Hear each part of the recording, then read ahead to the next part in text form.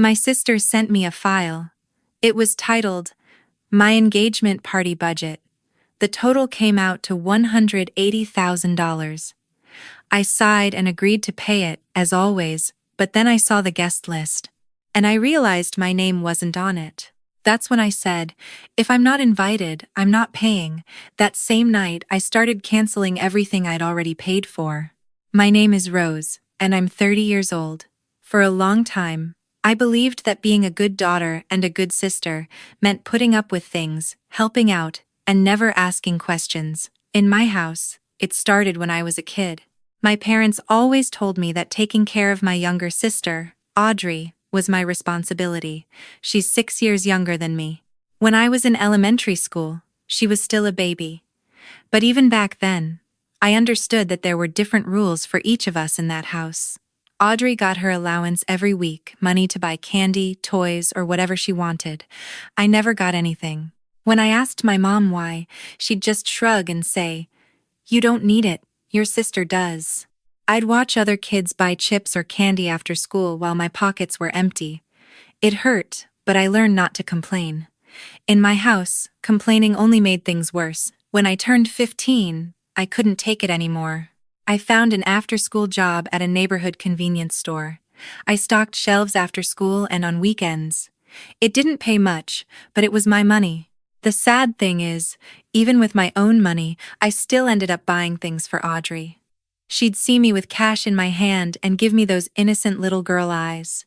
"Rose, will you buy me that doll, please? I love it so much." And I'd say yes. I bought her toys, candy, clothes, accessories, whatever she wanted. Meanwhile, I went to school with the same 3 outfits and packed simple sandwiches for lunch every day. My parents never noticed how hard I worked or how little I had left for myself. They were too busy doting on Audrey. Every family meal revolved around her. Her grades, her friends, her activities, her tastes, her tantrums. I could sit there all afternoon, and no one would ask me how my day was. They only looked at me when Audrey needed something. High school was more of the same. I worked about 20 hours a week, and almost everything I earned ended up in my sister's hands. My parents acted like it was completely normal. "Rose is such a good sister," my mom would tell her friends. "She always takes such good care of Audrey." But they never asked me how I felt. They never asked if I needed anything. I was just expected to give, to solve problems, and to keep quiet. I was lucky enough to get a full scholarship to college. I did well because I studied a lot, partly because I wanted to get out of that house and away from all the responsibilities they'd loaded on me since I was a child. I chose computer engineering because I knew it could lead to a good job. After so many years of living hand to mouth, all I wanted was security. College was the first time I truly breathed easy. I rented a room near campus. I ate at the school cafeteria. And finally, no one woke me up asking me to babysit, solve problems, or lend money. I made friends who knew nothing about my family situation. For 4 years, I almost forgot what it felt like to be needed only for what I could provide. But that calm ended. The day I graduated, Audrey was also about to start college, and my parents made it very clear what they expected of me. "Rose, you already have a good job lined up," my dad said during my graduation dinner. My mom added, "Audrey's going to need support with her expenses. We can't pay for everything. You know how expensive college is." I wanted to remind them that they hadn't paid a dime for my education. I wanted to tell them that I had made it on my own, but I stayed quiet. For years, I had learned that arguing with them was useless. At 24, I got my first formal job as a technology specialist at a large bank in New York City. The salary was good, much better than I had imagined, but instead of enjoying it, I started sending money to Audrey almost immediately. First, it was help with her rent, then food, then books, then transportation, then clothes, then money to go out with her friends. Before I knew it, I was paying for almost her entire lifestyle while living in a small apartment in a cheap area, eating instant noodles several nights a week to stay within my budget. The worst part was family gatherings. Every Sunday dinner, every birthday, every Christmas, every New Year's Eve party, everything revolved around Audrey. Her classes, her friends, her boyfriends, her plans, her problems. I sat there as if I were a piece of furniture. They only paid attention to me when someone needed to discuss how much money my sister needed. Years passed like that. I moved to a slightly better apartment, but I still lived very frugally because a large part of my salary went to Audrey. She finished college and got a job, but somehow she always still needed my help. A car repair, a security deposit for a new apartment, money for a vacation, expensive clothes for the office, a new phone because hers wasn't working well anymore. There was always something. Then came that Sunday dinner that changed everything.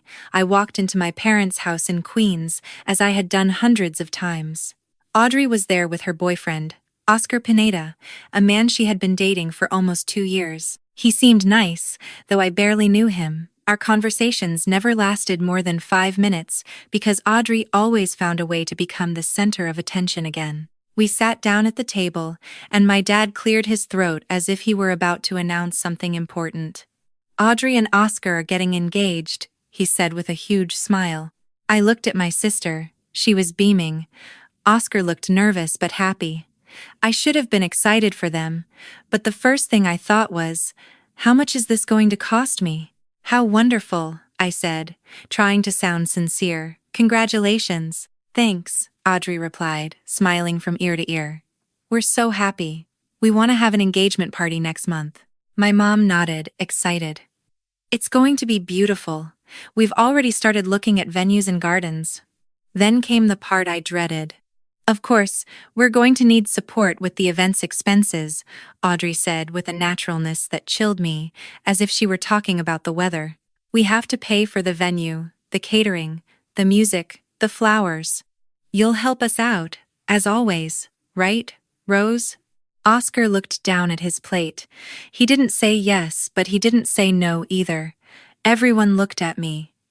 That was my cue to smile and agree, as always, but something inside me resisted. "I can help," I said slowly, "if it's not too expensive." Audrey's face lit up. "Oh, Rose, you're the best. I'll send you a budget soon so you can see exactly what we need." The next day, while I was at work, I received an email from Audrey with the subject, "My engagement party budget." I opened it during my lunch break, expecting to see something reasonable. A PDF file was attached.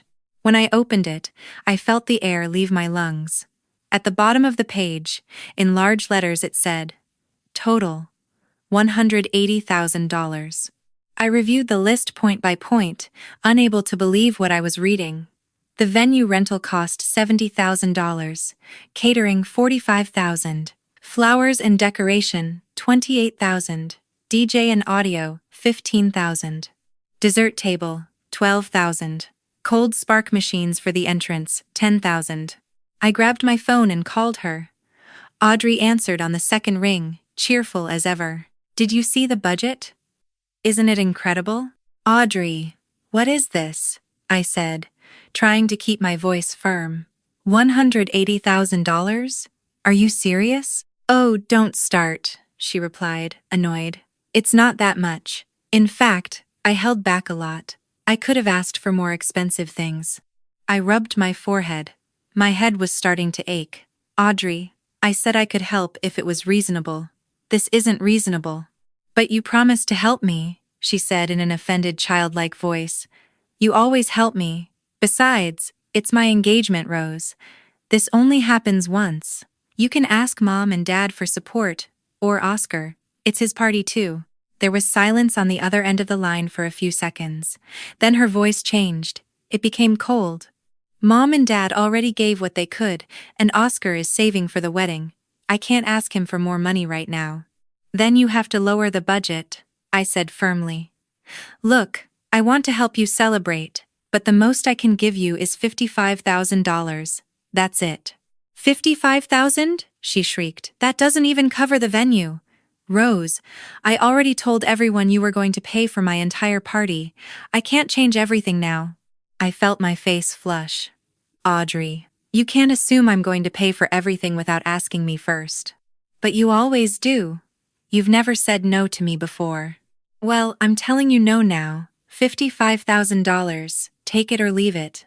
This isn't fair, Rose. I need that money. And I need to pay my own bills. Find another way or reduce your plans. She hung up on me. I sat there with the phone in my hand, surprised that she had the audacity to hang up on me like a teenager throwing a tantrum. 20 minutes later, my phone rang again. It was my mom. Rose, what did you do to your sister? She's crying nonstop. I told her I couldn't pay $180,000 for her engagement party. $180,000? My mom repeated. Yes, it's quite a lot. For a second, I thought she was going to come to her senses, but then she continued. But you know Audrey is younger than you. She needs your support. You earn well now.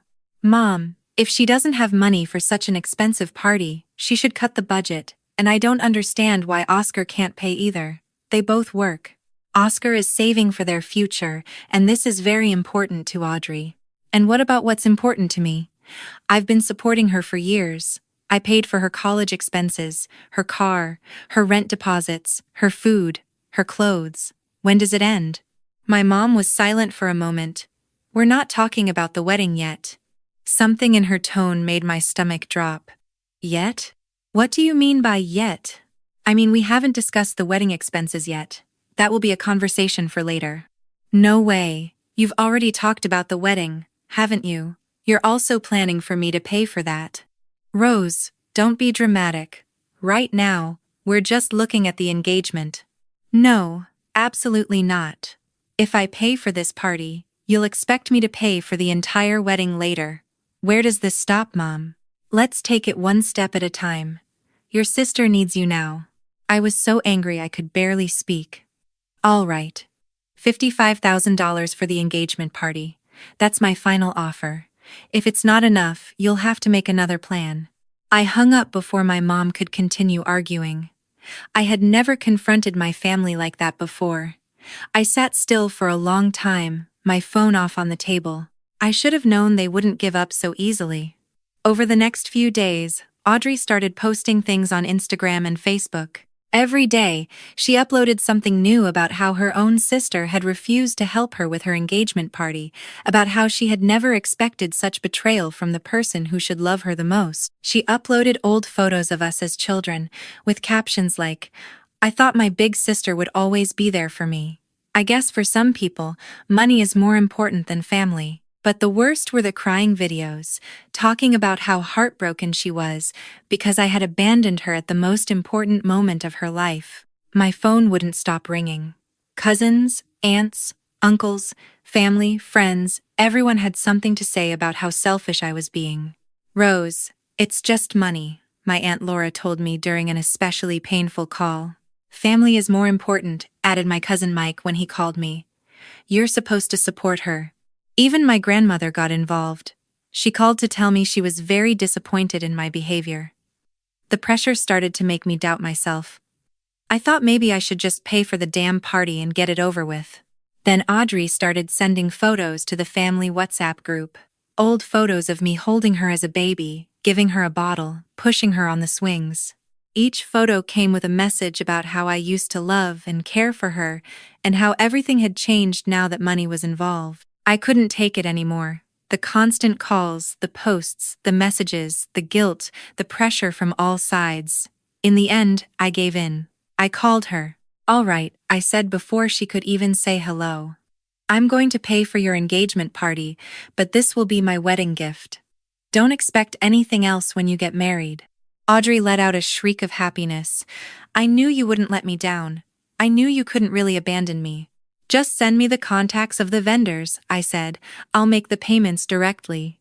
You're the best sister in the world. I love you so much. When I hung up, I stared at the wall. I had given in again, as always, but at least I had set a limit for the wedding. That had to count for something, or so I wanted to believe. An hour after the call, Audrey sent me an email with all the vendor contacts: venue, catering, flowers, DJ, event coordinator. It also included Daniel's phone number, the coordinator who was already getting everything organized. Audrey had it all ready, probably because she knew all along that sooner or later, I would bend. I spent the rest of that week making calls and sending deposits via Zelle. Since the money was coming from my account, I requested that the receipts and agreements be in my name, or at least that I appear as the responsible party for payment. I didn't want to send money without proof. I took it from my savings, money I had been putting away for years precisely because I lived carefully. The venue required half up front, so $35,000 went there. Catering asked for $25,000. Floral decoration, $15,000. The DJ, $8,000. The dessert table, coordination, and other smaller deposits completed the account.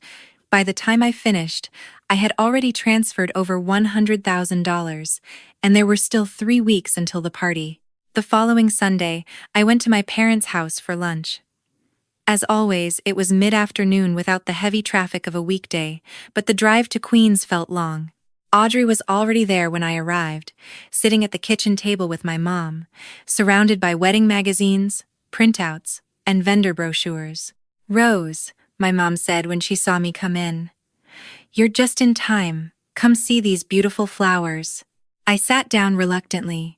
The table was covered with photos of enormous floral arrangements that surely cost more than my monthly rent. "Aren't they gorgeous?" Audrey said, pointing to a centerpiece full of white roses and baby's breath. "I think they'd be perfect." "I thought we already picked out the flowers," I said, confused. "Oh, yes. The ones for the engagement are already set. These are for the wedding. I'm just getting ideas." My stomach tightened. "Audrey, I told you the engagement party was my wedding gift. I'm not paying for your wedding too." She waved her hand as if I were exaggerating. I know. I'm just looking. Dreaming doesn't cost anything, right?" Throughout the meal, my mom and Audrey talked about the details of the engagement party. The guest list, the decorations, the music, the schedule, Audrey and Oscar's entrance. My dad listened without getting too involved. I barely spoke, just pushed the food around on my plate, trying not to think about all the money I had already spent. After eating, Audrey left a folder open on the side table while she looked for a photo of the arrangements. On top of it was a sheet with names. It looked like the guest list. I picked it up out of curiosity. I wanted to know how many people would be at this $180,000 party that I was paying for. The list was long, maybe 60 or 70 names. I recognized some relatives and several of Audrey's friends. There were also many names I didn't know: Oscar's family, co-workers, her acquaintances. I read the entire list once, then again. I looked for my name. It wasn't there. It had to be somewhere. I was paying for the whole party, but my name didn't appear anywhere. "Audrey," I said, holding up the sheet. "Why isn't my name on the guest list?" She looked up from the magazines with a guilty expression. My mom suddenly found it extremely urgent to clear plates from the table. My dad said nothing, just looked down, and that was enough for me to understand that he already knew. "Oh, that," Audrey said without looking me in the eyes. "Mom and I were talking, and we thought maybe you wouldn't really fit in with that vibe. The people going are more open, more fun," she continued. "You're always so serious at parties. Besides, you've never liked big gatherings. We thought maybe you'd feel uncomfortable." I felt my body go cold. "I'm paying $180,000 for your engagement party, and you're not even inviting me?" My mom finally spoke. "We just thought you'd be more relaxed at home. We didn't want you to feel out of place." "You're both out of your minds," I said, my voice trembling with anger. "I'm paying for your entire party, and you decided I don't belong there." "You're overreacting," Audrey said, rolling her eyes. And that was it. "Fine," I said, grabbing my purse. "If I'm not invited, I'm not paying." "Rose, wait," my mom started. But I was already heading for the door. I walked out and slammed it harder than I had ever slammed a door in my life. I could hear shouting inside the house, but I didn't care. I went straight to my apartment. At that hour, the drive wasn't long, but I drove with my hands clenched on the steering wheel. When I arrived, I turned off my phone notifications. I needed silence to understand what had just happened. But before I turned it off, I saw I already had 12 missed calls and 8 messages. The worst was from Audrey. "I always knew you were selfish. It hurts you that I have a fiancé and you're still alone. That's why no one can stand you. You're ugly on the inside, Rose. That message finally broke me. I had supported her for years. I had paid for her studies, rent, food, clothes, whims. And that's how she really saw me. I opened my computer and started sending emails and messages to every vendor I had paid deposits to. Then I called the ones who still answered on Sunday. Hello, this is Rose Alvarez. I need to cancel the reservation for Audrey Alvarez's engagement party scheduled for next Saturday, the 28th. All the conversations were similar. They were professional, confirmed details, reviewed contracts, and explained penalties. Some vendors responded that same night. Others confirmed by email the next morning. By noon, the venue, catering, flowers, DJ, dessert table, and everything else was canceled. The worst part was that everyone charged cancellation fees. The venue kept $35,000. Catering retained $15,000, decorations $8,000. Other vendors deducted smaller amounts. In the end, I lost over $60,000 just in penalties.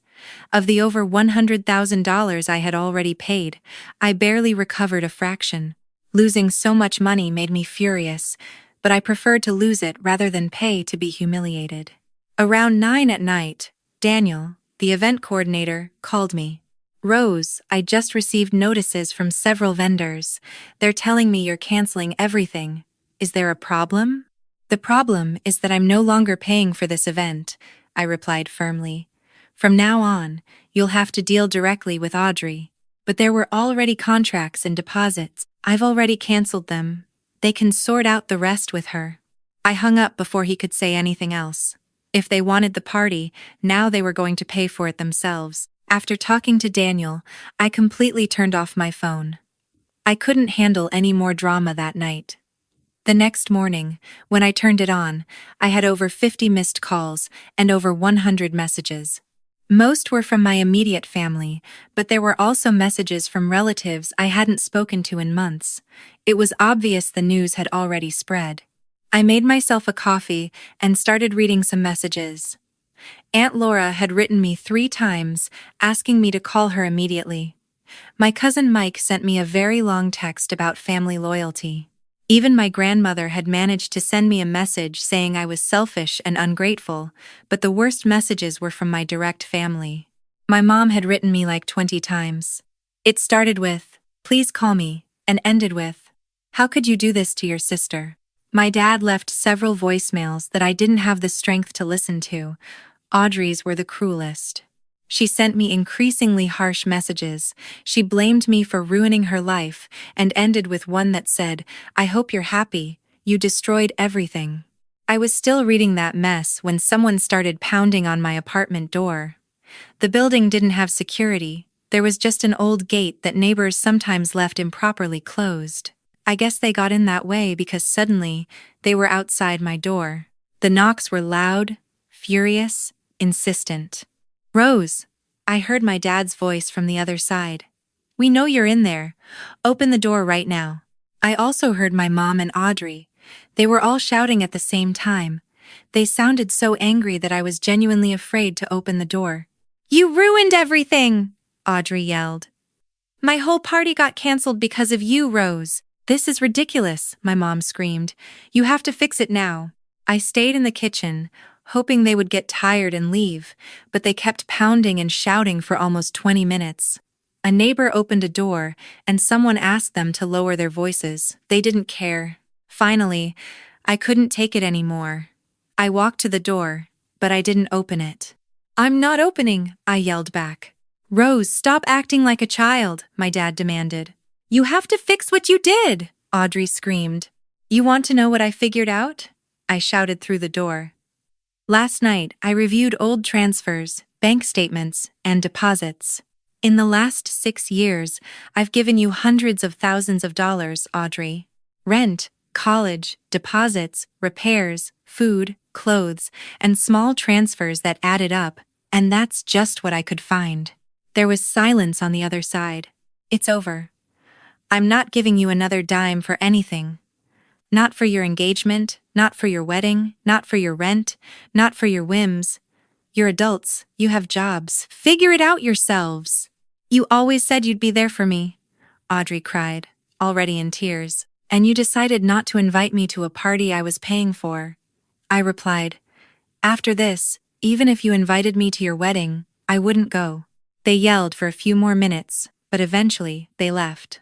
I watched them from the window get into their car, still arguing amongst themselves. The next day, Audrey posted a very long text on social media about how I had betrayed her and broken my promise to help her. She told it as if I had destroyed her engagement and her entire future.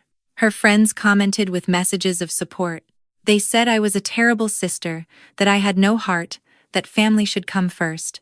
I unfollowed her on all social media. I also muted several relatives. I no longer wanted to see her play the victim while turning me into the villain. Almost a month passed. One afternoon, I was checking Instagram when I saw photos of Audrey's engagement party. Sarah, one of her friends, whom I was still connected with, had uploaded them. I opened the photos out of curiosity. The party had indeed happened, but it looked nothing like the $180,000 event Audrey had planned.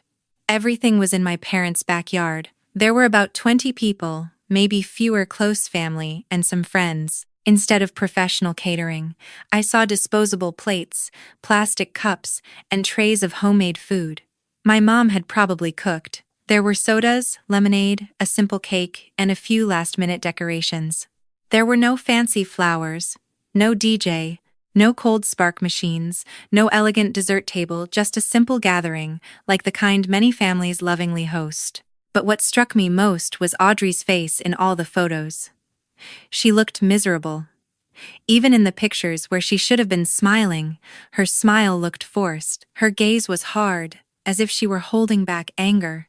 That was supposedly the party of her dreams, but it looked like she was in a place she didn't want to be. For a moment, I felt a little pity for her. So much drama, so many cruel messages, so much family strife, only to end up with exactly the kind of simple gathering I would have happily helped pay for from the beginning. After seeing those photos, I didn't hear from my family for 3 months. It was the longest period I had gone without speaking to them since I was a child, and to be honest, it was a peace I didn't know I needed. I didn't realize how much stress their constant demands caused me until they stopped coming. There were no more calls asking for money, no more messages from Audrey saying she needed urgent help, no more Sunday dinners where I sat listening to everyone talk about her while ignoring me. With the money I used to allocate to Audrey's expenses, I started saving for my own apartment. Not a cheap studio where I could barely afford to live, but a real apartment in an area I liked, with space for myself, even if it meant getting a loan and saving up the down payment little by little. For the first time, my salary started to be enough for me. My mom wrote me a couple of times during those months, no longer shouting, asking if we could talk. My dad stopped insisting after a short message saying I had overreacted, but that he didn't want to fight anymore. I didn't reply, not because it didn't hurt, but because I already knew what came after every let's talk. Another request, another guilt trip, another way to make me return to the same place. Then, one day, I received an email from Audrey. The subject said, "Wedding invitation." I almost deleted it without reading, but curiosity got the best of me. The email said, "Rose, I want you to know you're still invited to my wedding. I know we've had our differences, but you're still my sister. However, before you can come, I need you to apologize for what you did and contribute $270,000 to reserve the venue and cover the catering. If you do that, we can put this problem behind us." I burst out laughing when I read it. After everything that had happened, Audrey still believed I was going to pay for her wedding. She was still convinced that she had a right to my money and that I owed her an apology. I replied, "Audrey, can you please remove my name from your guest list? I'm not coming to your wedding, and I don't need your forgiveness. I'll consider making amends with you when you understand how badly you've treated your own sister and offer me a sincere apology. Until then, leave me alone." I sent the email and blocked her address immediately. Now, I don't even think about how her wedding is going. I have my own plans. I'm looking into options to buy an apartment next year. something I never would have been able to do while funding Audrey's life. Maybe I'll even take a vacation to Europe, something I've always wanted to do and never could afford because all my money ended up solving other people's problems. Sometimes I wonder if I'll ever have a relationship with my family again.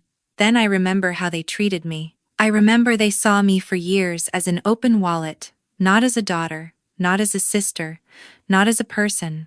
What hurt me most wasn't losing over $60,000 in cancellations. It hurt to understand that if I hadn't seen that list, I would have kept paying for a party where they didn't even want me sitting at a table. That's when I understood that my family wasn't counting on me, they were counting on my money. It's one thing to help someone you love, and another entirely to let them get used to you carrying the burden of what they don't want to solve. For years, I confused loving my family with paying, enduring, and keeping quiet. But that day, in front of a list where my name wasn't, I finally stopped.